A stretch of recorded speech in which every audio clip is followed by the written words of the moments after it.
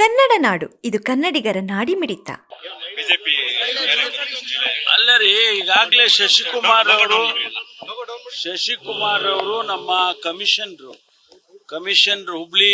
Hubli Dharwad commissioner ಅವರು clarification ಕೊಟ್ಟಿದ್ದಾರೆ.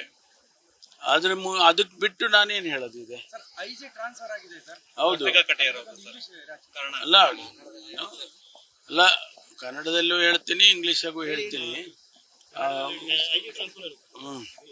IG transfer ಆಗಿದೆ. ವರ್ತಿಕಾ ಕಟಿಯಾರ್ ಅವರನ್ನ ಟ್ರಾನ್ಸ್ಫರ್ ಮಾಡಿದ್ದಾರೆ. ಆಮೇಲೆ ಅವರ ಜಾಗಕ್ಕೆ ಹರ್ಷ ಅಂತಕ್ಕಂಥವ್ರನ್ನ, ಅವರು ಕೂಡ IG ಅವರನ್ನ ನೇಮಕ ಮಾಡಿದ್ದಾರೆ. ಕಾರಣ ಏನ್ ಕೊಡ್ಬೇಕು? ಕಾರಣ ಏನ್ ಕೊಡ್ಬೇಕು ಹೇಳಿ? ಟ್ರಾನ್ಸ್ಫರ್ ಮಾಡಿದ್ದಾರೆ. ನೀವ್ ಹೆಂಗ್ ಬೇಕಾದ್ರೂ ಅದನ್ನ ಇಂಟರ್ಪ್ರೇಟ್ ಮಾಡ್ಕೊಳ್ರಪ್ಪ. ಟ್ರಾನ್ಸ್ಫರ್ ಮಾಡಿದ್ದಾರೆ ಮುಖ್ಯಮಂತ್ರಿಗಳು, ಅವರು DPR ಅವ್ರಿಗೆ ಬರೋದ್ರಿ ಟ್ರಾನ್ಸ್ಫರ್ ಮಾಡಿದ್ದಾರೆ.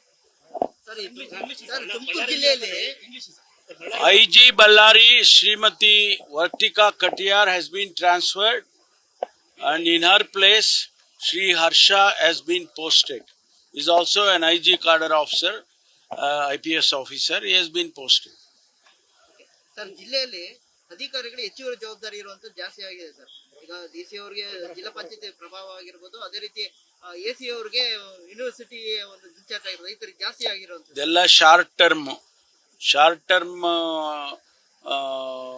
ಅಡ್ಜಸ್ಟ್ಮೆಂಟ್ಸ್ಗಳು. ಇವೆಲ್ಲ ಪೋಸ್ಟಿಂಗ್ ಮಾಡುವಾಗ ಒಂದಷ್ಟು ದಿವಸ ಬೇರೆಯವ್ರನ್ನ ಹಾಕುವಾಗ, ಬೇರೆ ಬೇರೆ ಡಿಪಾರ್ಟ್ಮೆಂಟ್ ಇಂದ ನೇಮಕ ಮಾಡುವಾಗ ಇದು ಸ್ವಾಭಾವಿಕವಾಗಿ ಆಗ್ತಾ ಇರುತ್ತೆ. ಪೋಸ್ಟ್ ಮಾಡ್ತಾರೆ immediately. CEO also will be posted and the registrar also will be posted. ಏನಾದರೂ ಶಾರ್ಟೇಜಸ್ ಆಫೀಸರ್ಸ್ ಸರ್ ಹೇಗೆ ಅಂತ? ಆ ರೀತಿ ಏನಿಲ್ಲ. ಈಗ ಪ್ರತಿ ಸ್ಟೇಟಿಗೂ ಇಷ್ಟು ಜನ IAS, ಇಷ್ಟು ಜನ IPS ಅಂತ ಕ್ಯಾಡರ್ ಡಿಸೈಡ್ ಮಾಡುವಾಗ ಮಾಡಿರ್ತಾರೆ.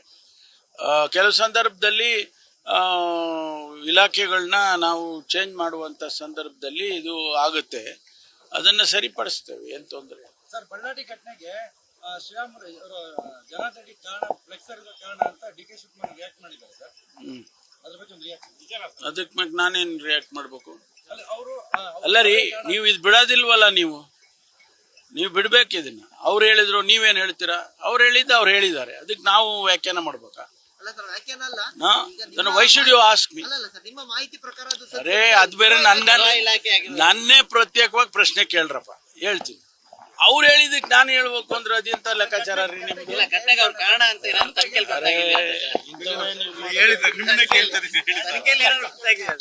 ಇಂಥವೇ ನೀವು ಟ್ರೈ ಮಾಡಿಕೊಳ್ಳಲು ಕೂಡಲೇ ಪಕ್ಕದಲ್ಲಿ ಕಾಣುವ ಬೆಲ್ ಐಕಾನ್ ಕ್ಲಿಕ್ ಮಾಡಿ ನೋಟಿಫಿಕೇಶನ್ ಪಡೆಯಿರಿ.